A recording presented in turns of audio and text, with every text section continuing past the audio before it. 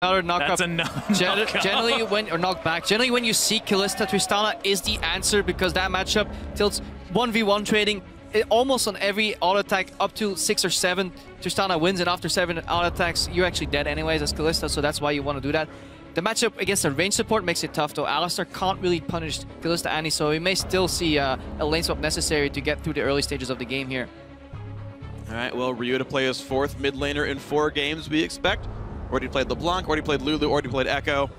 And maybe he goes back to LeBlanc actually for the matchup itself. Slow on wave clear then. Snowball again, but again, last time when H2K faced off against Bangkok Titans, they went full-on assassin. Their wave clear mid was Echo, I believe, so not all too worried about that, it seems. They just want to blow people up with this composition. No, Lissandra comes through, so a different point-and-click stun for this champion.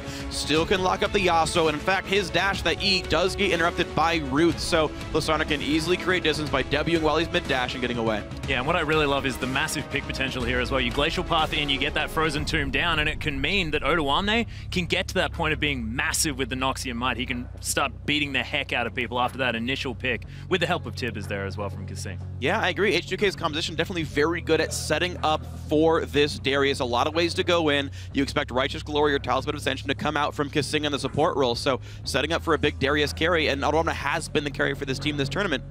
See if that works out for him. Incredibly well-rounded composition for BKT though. If they get through the early game and they don't get smashed by a couple of aggressive ganks and they can avoid these, roams from Kassim where he lands the flash Tibbers, their teamfight composition later on in the game is actually incredibly strong.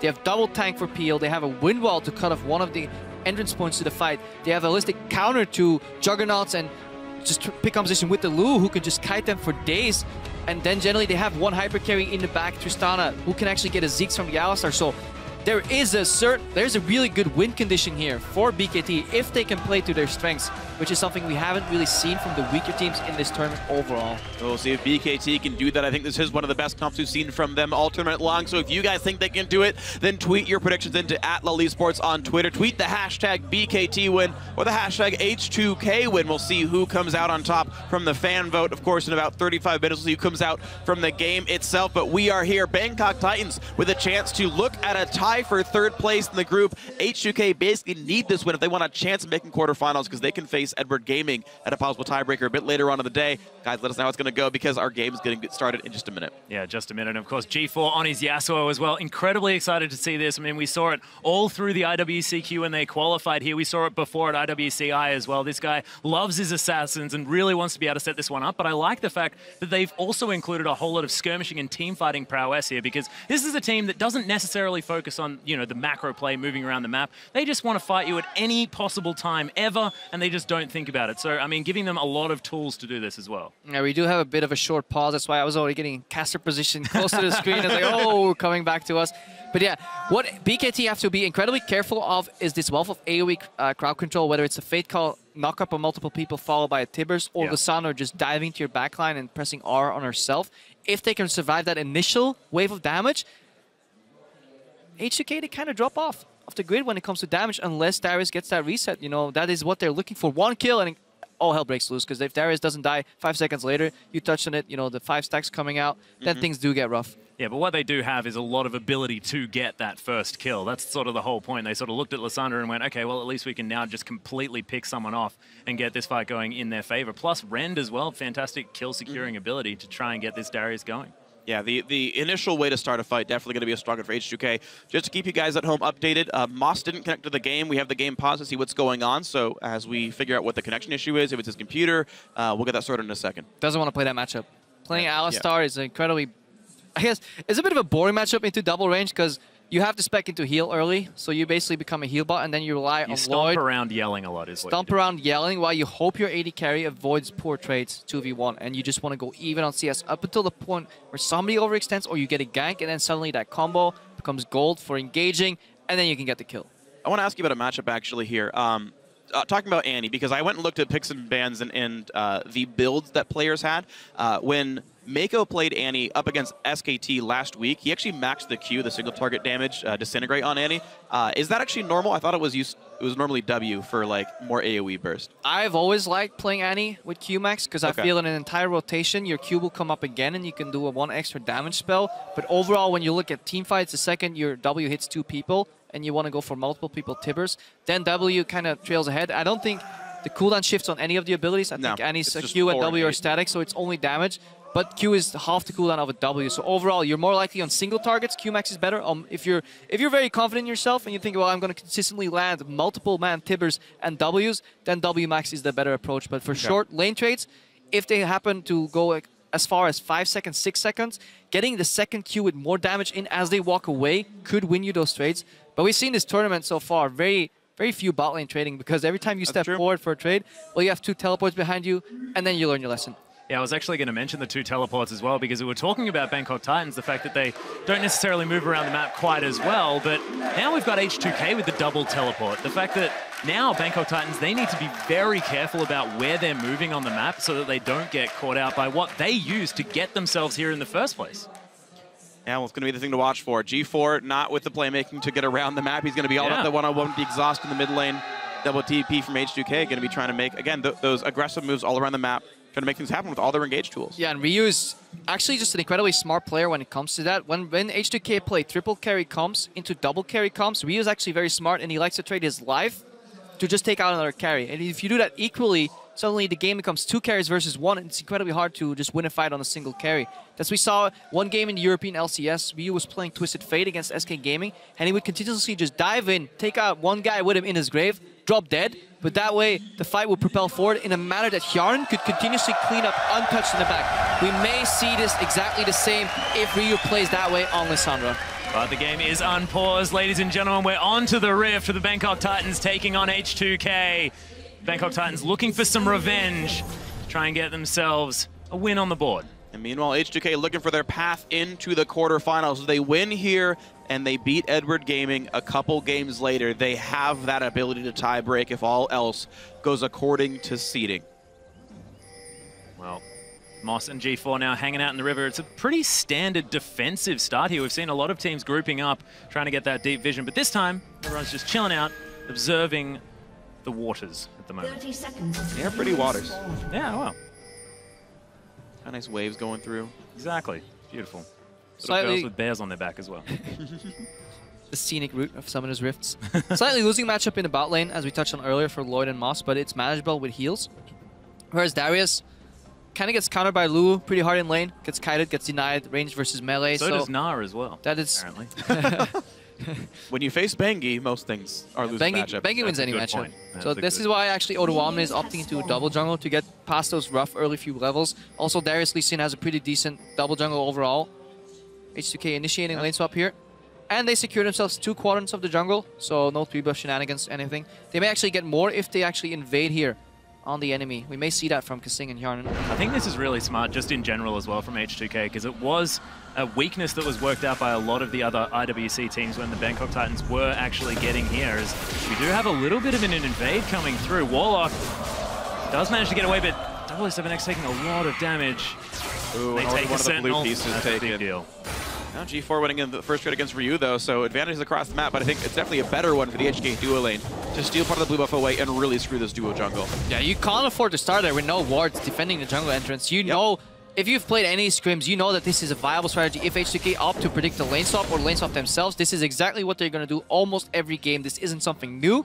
BKT should have been ready for this. Yeah, this is the weird thing. Like, from all my experience playing competitive games, things like this are very easy to practice against 0 people. I even, like, had a team where we practiced lane swaps at a 5-0 just to get the repetitions down right. So that's honestly very surprising that BKT screwed this one up, but they're behind because of it. Well, it's what Bangkok Titans couldn't do. They couldn't actually work out how to play against a lot of these lane swaps. It was considered their weakness, and then they used double teleport to try and make up for that issue, the fact that they just try and get themselves into a regular laning scenario. But happening this time, and Lulex is just going to come in and say thank you very much. Yeah, Moss did the same thing Kasing did. He just did it later. He's like, oh, support's moving into the enemy jungle instead of sitting in lane. That's a great idea. I'm going to do that too. He moved in, but it's too late. They're behind on the tempo. Probably like stating it whenever you talk to him about lane swap. He says they're behind on the play. And H2K right now, they're ahead on the play because their tower is already melting. The wave will be bounced back from Odoamne, and he will spiral ahead in what initially was a losing matchup. This is really impressive as well by Hjarnan. He's actually saving auto attacks, making sure he's rending the last at everything, just optimizing the amount of damage he has to deal to the minion waves. They're setting up this turret, and looks like they're giving the gold to the AD carry. Mid lane matchup, still a close one. Exhaust used for not much. You can cancel Lissandra's E if you knock her up roughly in the period where you predict her to use her E. So if that knockup came slightly later from G4, Ryu would not be able to proc the second part of his E and then relocate. That means Ryu would have likely had to flash. So that's a matter of like not even seconds, just like milliseconds. Wait, that knockup just came slightly later. G4 could have actually forced the flash there in the mid lane. Maybe that's why he exhausted. Well, Bangkok Titans are going to utilize the fact that Tristana pushes turrets extraordinarily quickly to lock down that turret despite being a little bit late to that party. And both mid laners did head back. Well, actually, Ryu, he's made his way back towards the lane now. And Odoamne right now didn't preserve that perfect freeze because he knows he will be matched. When Darius bounces away towards himself, he wants to farm that for a while, but if somebody comes in and pushes him under the tower, the benefit of that freeze is actually turned around against you. So now you can see Odoamne starting to push out in the top lane. Then he frees up as a resource as well, and H2K can move him around the map. They actually like diving bot lane with freeing up the resource that is Odoamne. If not, they'll just swap the lanes around and keep him away from that Lulu, avoiding that poor matchup, and propelling his farm. Look at it, 16-3. Yes, that can even out, but it'll take time for Warlock. In that time, Odoamne is free to do whatever he wants on the map. And we'll see where he goes. Track it for the next couple of minutes here. Right now, the bot lane matchup already looking good for H2K. You can see they're plus 10 minions right now, and you talk about double range versus a melee support, and you can see how far back Lloyd and Moss have to play. They don't have the tools to win this matchup. Yeah, massive wave being pushed in the bottom too, so pressure everywhere except mid lane here for H2K, and they're using that to just get Lulex in a good position, potentially to make some plays, find the enemy jungle later on. Yeah, a lot of damage coming down there as well as Hjarnan gets a lot of spears into Lloyd.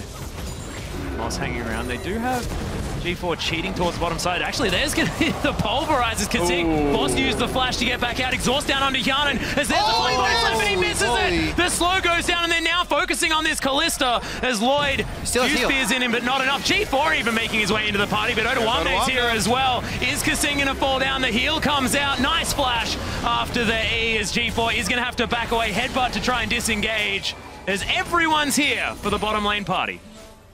What an amount of misplays right there. Beautiful opening from Moss. That Q flash into W was absolutely the correct play, especially if your jungler is coming around the corner. But then jump should be buffered so it procs on Annie, or not use it all, so you can still get her when she runs. Hjarnan was overextended trying to peel, but he didn't get punished.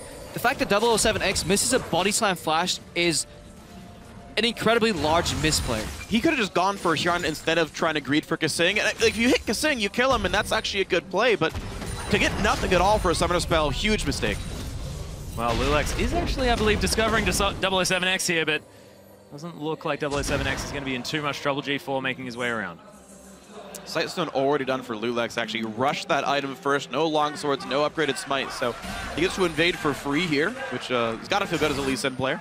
And Lulex very often gets the criticism that he doesn't help his lanes. So, well, I'm just going to ward for them. Let them help themselves. Hey, it is helping. I mean, he is playing Lee Sin. If he's just trying to play a farm game against Kraken, it's not a good way to play the matchup. So maybe we'll see more from him, but you can see the attempt at a trade right there. 3 to 4 hit Ren definitely does a lot of damage, and keep in mind there's still a Vamp Scepter on Hjarnan here, so he's going to have an easy time taking trades like this. The thing to be said for Lloyd is the fact that he's now caught back up in that farm, only a couple behind. Yeah. A little bit more of a wave there for Hjarnan.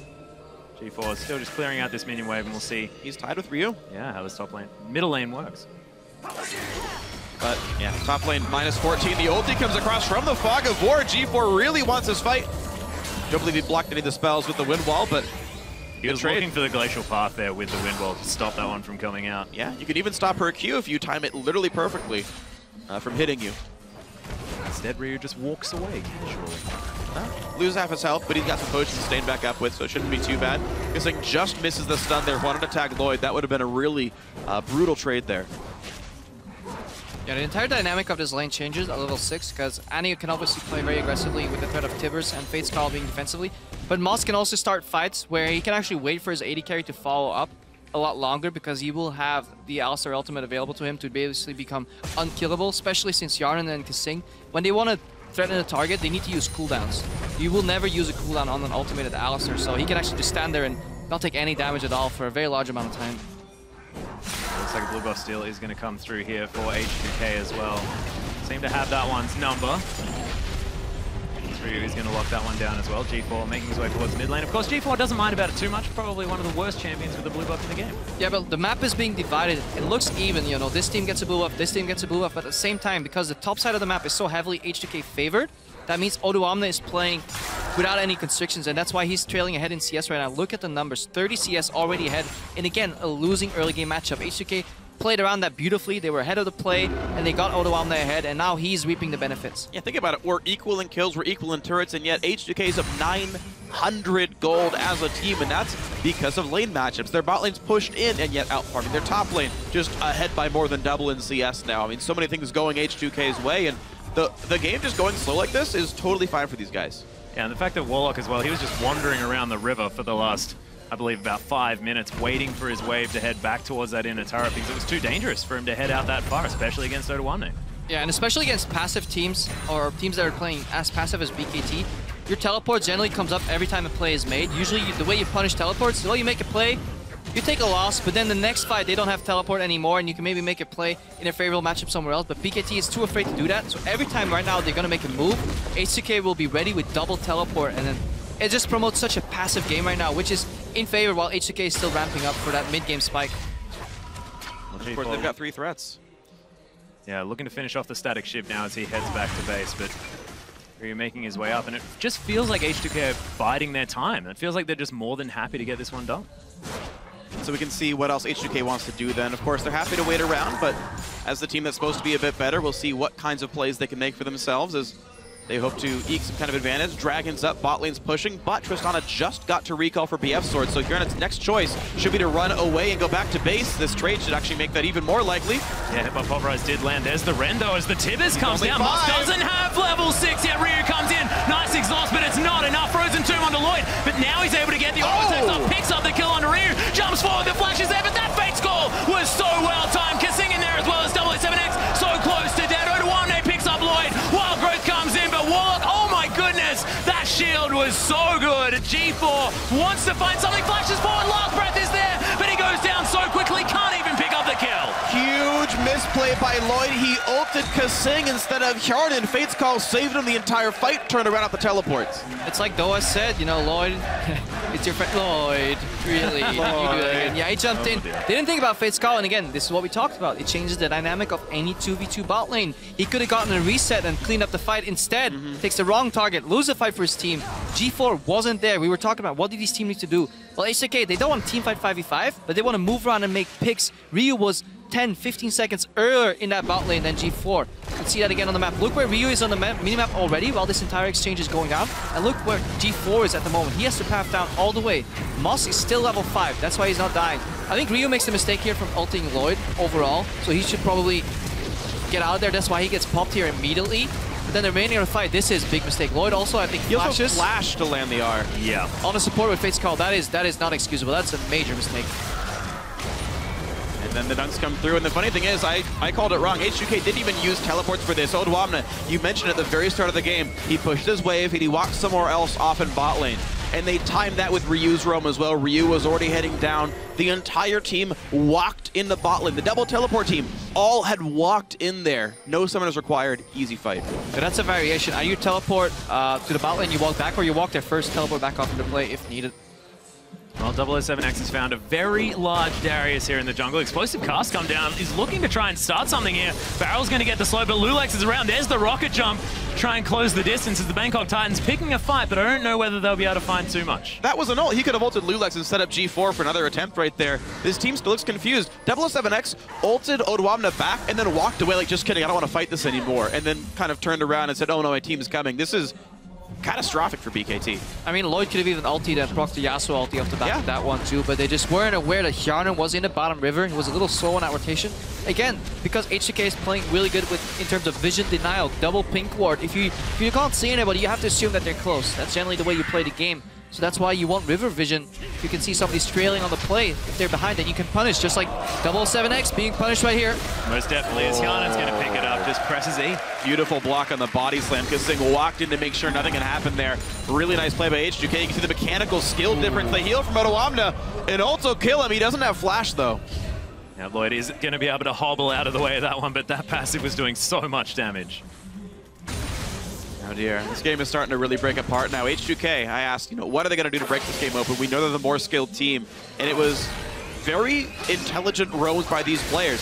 We looked at BKT's lineup, and after the third pick, we're like, oh, this is a Yasuo composition. They even grabbed Tristana. They have 1,000,000 ways and a half to set up G4. G4 is even winning mid lane for a short time, and yet they never set up these roams to pick people off in the side lanes. Yeah, the correct play to play around a Yasuo composition is you roam away from him. You use the innate wave clear advantage that Lissandra brings to that matchup. You push him in, then you roam away from it. Doesn't matter how many setups he has for his ultimate if he's not in range to cast that ultimate, and that's exactly what H2K did, and that is why they're right now 4,000-5,000 gold ahead of BKT. Moss trying to save this turret here as well, Hjarnen. Only a couple more hits are going to be able to lock that one down, but first Dragon, now 14 minutes here for H2K.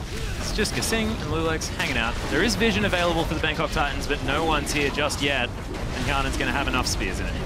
Yeah, look for the Bangkok Titans to just go all in for a group. That's what they want to do. They still have an incredibly teamfight-oriented composition. We've dubbed it the Exodia composition, where if you combine all members right here, G4 trading with Ryu. Yeah, Frozen Tomb comes in, but there's the stun. Everyone in for the party. How about some overkill there, H2K? How about you go to the source of the Yasuo? You get him himself, multiple point-and-click stuns, easy pickup. That wasn't too hard there. With H2K now with so much deep vision. You've been talking about the whole game, Crepo, and definitely know exactly what's going on. Even their sweepers are used in unison there. You saw the smallest of Venn diagrams there. The circles barely touched, making sure that little section of the jungle had no wards in it to make sure these roams are going to continue to be safe. There's a pink ward as well, so that entire strip, that normal path you take to and from mid lane and that left side of the map, unobstructed by vision, they can keep using that until BKT rewards it as they do now. Yeah, Otoamna has always had the support of either a player or multiple wards near him to make sure that he can push in his melee versus range matchup and then just get the control and then leave. That's the way H2K have been playing, mostly because Hjarnen and Kasing, they've played with less resources but still trade out ahead because they were just a superior duo bot lane overall here. So H2K individually outclassing, but also in terms of approach to this game, just a step ahead of Bangkok Titans the entirety of the game. Kasing now with distortion boots as well, so a roughly 4-minute cooldown on flash now means, again, more plays can be made. The game is opening up so quickly. The next 5 minutes probably going to be very explosive, with H2K earning a lot of their gold very soon. Otoamna actually looking for something here in the mid lane as G4 is getting a lot of attention. Of course, this guy does tend to be the carry for the team, but does like to split push, make himself a nuisance on the side lanes, but at the moment still just hanging around here in mid, and Kasing is the scariest little girl I've ever seen. Have you seen The Ring? No, that's definitely too scary for it. I mean, if you compare the visions right now from H2K against Bangkok Titans, it is the complete opposite. H2K have a wealth of deep wards in the enemy jungle. The only really ward that trails ahead of the river is one ward around Scuttle Crab here from Bangkok Titans that sees Dragon. That's all they have. All their other wards are so far in their own jungle. So they're playing on a third of the map, and H2K, they're playing on the remaining 2/3, and they can map out exactly where you are.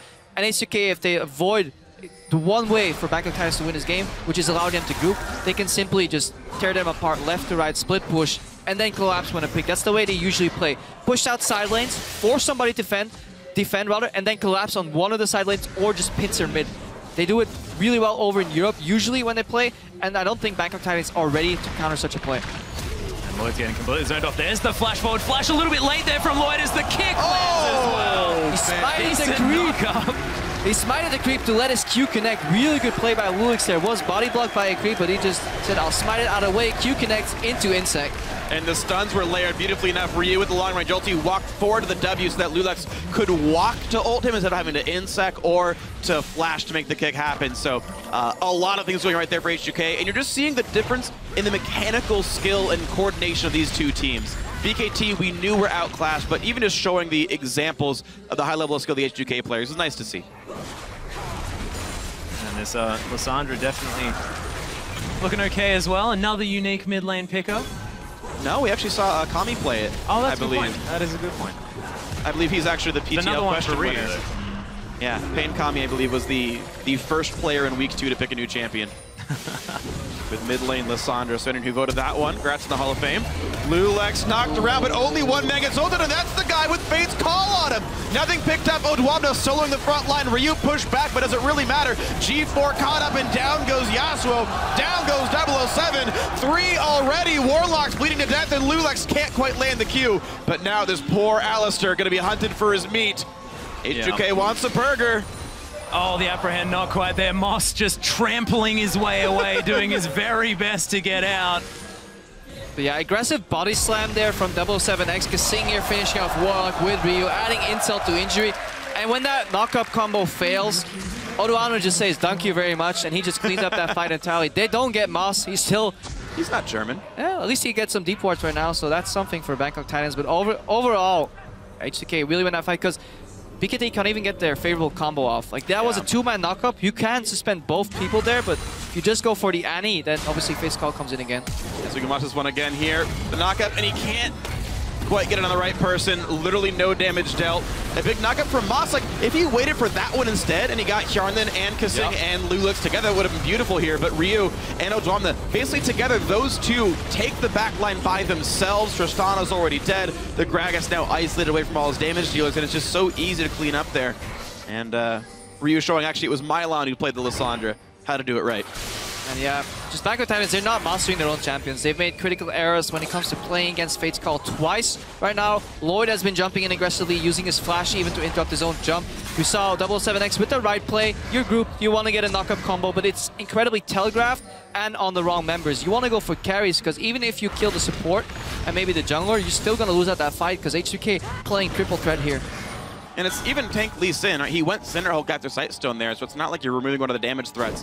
It's not even easy to kill either, so unfortunately the execution lacking here for BKT. And again, part of that is H2K making sure they're in the right place. Hjarnan, never the one in front, still 0 deaths in this game. Ryu only dies when it's for a good trade for his team, so the option's not really even open for BKT. Yeah, and H2K now just preparing for Baron. You can see so many wards around the area, but they're just clearing out the turrets while they can. G4 looked like he was trying to get something happening, but at this much of a gold deficit, what can you do? Odoamne is going to get caught out of position just a little bit, kicked underneath the turret, but look at the heal coming through. 007X is already dead. The shutdown finally comes through, but is it going to be enough? Warlock's going to die as well. It's a double kill for Hjarnan. He's now hunting for more blood. Lloyd's going to fall shortly after as Ryu had picked up G4, and H2K is so far ahead.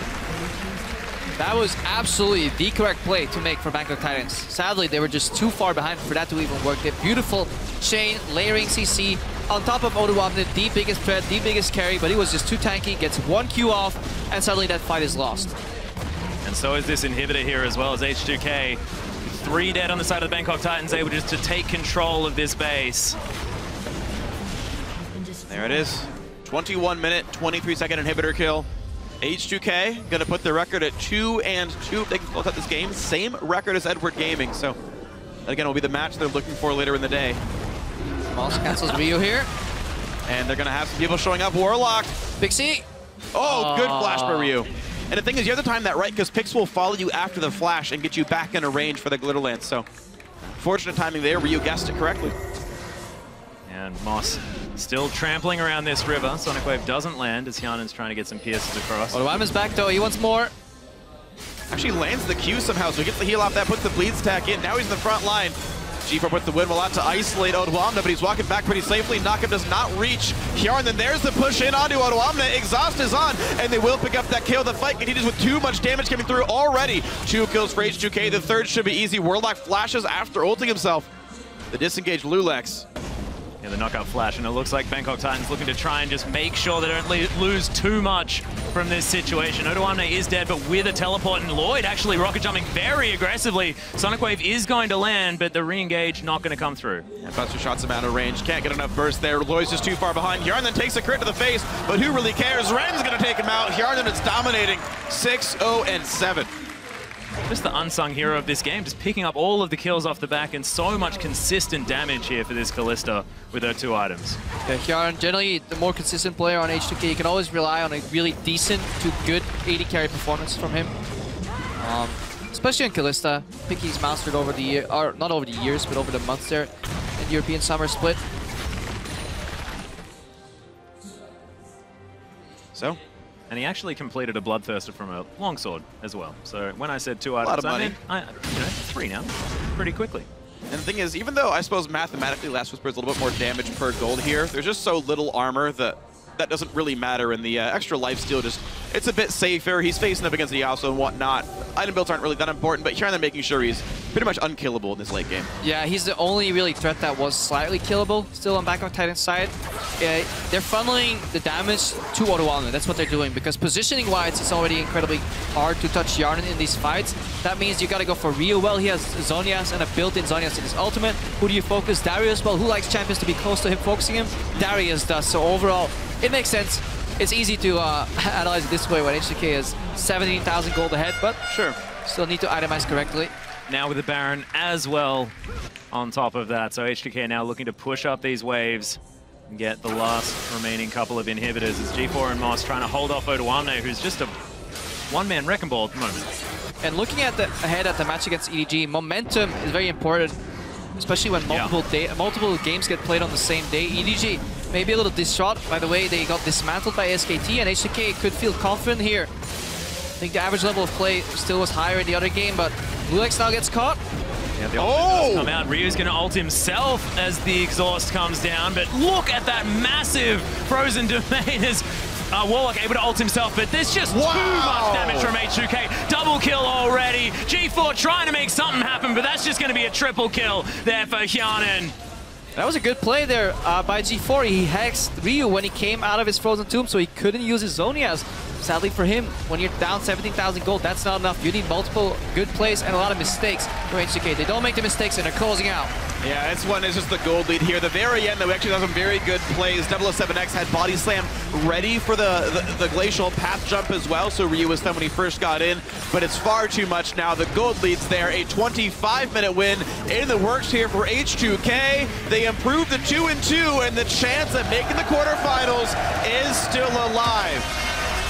Congratulations to H2K. That just looked like such a clean performance, and we spoke about the fact that the Bangkok Titans like to play scrappy League of Legends. Just looks like this sort of